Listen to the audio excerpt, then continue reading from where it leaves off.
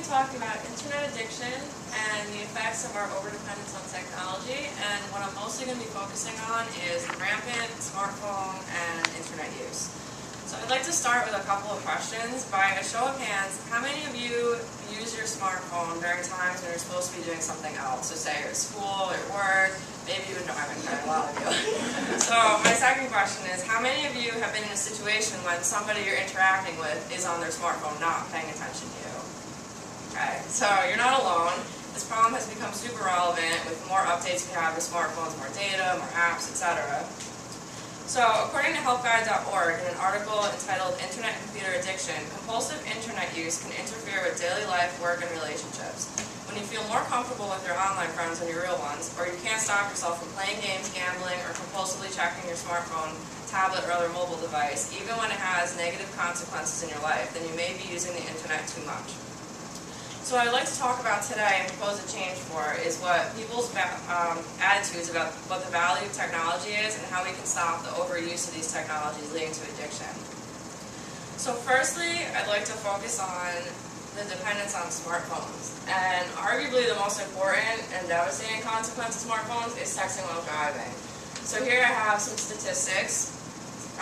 It's considered a growing trend and even is being referred to a national epidemic, quickly becoming one of the country's top killers. It accounts for nearly 25% of all car accidents. It's the #1 driving distraction reported by teen drivers, but I'd like to note that it's not just teenagers affected. I've seen people of all ages texting and driving.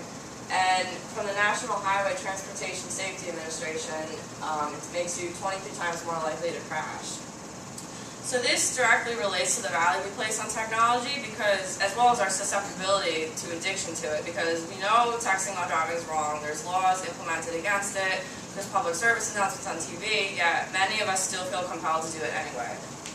So the second aspect of online addiction that relates to this is our digital lives. So we use many social networking sites, Facebook, Twitter, and they're fun and they let us keep in touch with our friends and relatives, but the problem comes in when we rely on these sites too much and it interferes with our personal interactions.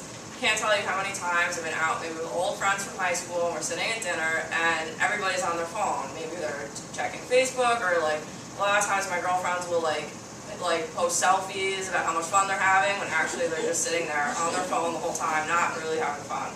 So on another note, according to addictionrecovery.org, some suffering from internet addiction may create online personas or profiles where they are able to alter their identities and pretend to be someone other than himself or herself. So this is an extreme example of addiction, but it's best demonstrated by the MTV show Catfish. So this comes from the MTV website, and they define catfishing as pretending to be someone you're not but posting false information. So basically the premise of the show, if you're not familiar, is people take fake images and fake information and post them online in order to lure people. Sometimes they try and get money out of you, or sometimes they try and date you based on this fake profile.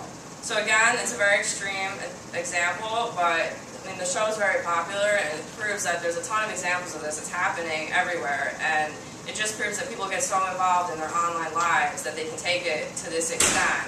So I think it's just, an extreme example to show how immersed we are in the internet.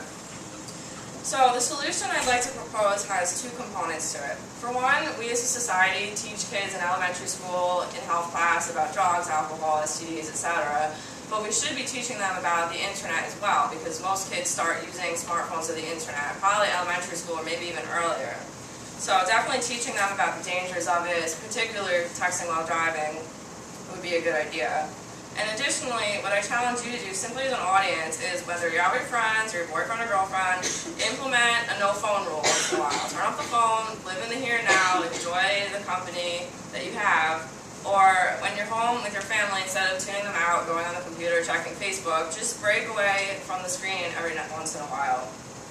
So just by doing something so simple like that, we can break the heavy reliance on the internet that we have, improve our personal relationships, and be more focused at school and work. So I'm not looking at this from an extreme point of view and saying we should do away with the internet. I'm simply proposing that we take a closer look at our own internet use and decide for ourselves, is it excessive? Could my life improve if I spend less time on my phone or on the internet?